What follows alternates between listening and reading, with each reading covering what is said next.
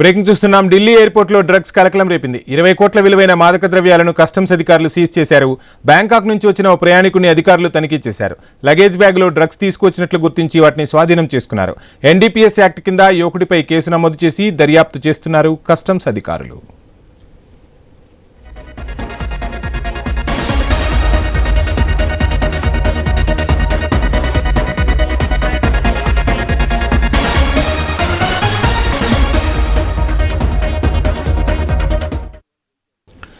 ఢిల్లీ ఎయిర్పోర్ట్లో డ్రగ్స్ కలకలం రేపింది. 20 కోట్ల విలువైన మాదక ద్రవ్యాలను పట్టుకున్నారు అధికారులు.